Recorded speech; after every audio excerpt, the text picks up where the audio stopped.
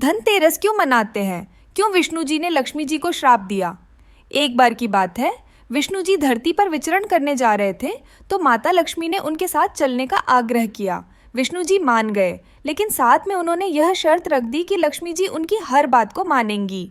जब दोनों पृथ्वी पर विचरण कर रहे थे तो विष्णु जी ने एक जगह रुककर लक्ष्मी जी से कहा, मैं दक्षिण दिशा की ओर जा रहा हूँ और तुम यहाँ रुको जब तक मैं ना आऊँ, और दक्षिण दिशा की ओर भूलकर भी न जाना। विष्णु जी के जाने के बाद लक्ष्मी जी को उत्सुकता जगी कि विष्णु जी ने उन्हें दक्षिण की ओर जाने से क्यों मना किया है और ऐसा क्या रहस्य है।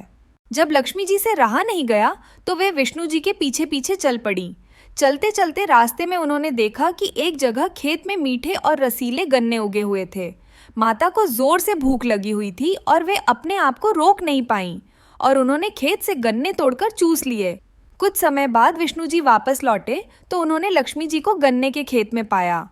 वे क्रोधित हो गए और कहा, लक्ष्मी, तुमने बिना किसान की अनुमति के उसके खेत से गन्ने तोड़े हैं और चोरी करने का पाप किया है। इसलिए मैं तुम्हें श्राप देता हूँ कि तुम्हें उस गरीब किसान के घर 12 वर्षों तक सेवा करनी होगी। यह कहकर विष्णु जी लक्ष्मी जी को वहीं छोड़कर क्षीर सागर चले गए। उसके बाद लक्ष्मी जी ने उस किसान के घर 12 वर्षों तक सेवा की। लक्ष्मी जी के रहते उस किसान के घर में धन और धान्य की कोई कमी न रही। 12 वर्ष पश्चात जब विष्णु जी लक्ष्मी जी को लेने पहुंचे तो किसान लक्ष्मी जी को वापस भेजने को तैयार नहीं हुआ। तब लक्ष्मी जी को एक उपाय सूझा।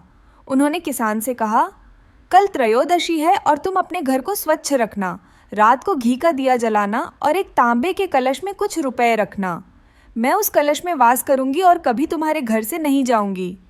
किसान ने जैसा माता ने कहा था वैसा ही किया, जिसके कारण लक्ष्मी माँ ने सदा उसके घर में वास किया। मान्यता है कि धनतेरस के दिन लक्ष्मी जी और भगवान धन्वंतरी की पूजा करने से घर की दरिद्रता दूर होती है और सुख समृद्धि आती है। इस दिन सोने चांदी के बर्तन और तांबे का कलश खरीदना शुभ माना जाता है। इस दिन घर के हर कोने में दीपक जलाएं। शाम के वक्त चौमुखा यम दीपक जलाकर घर के बाहर रखें।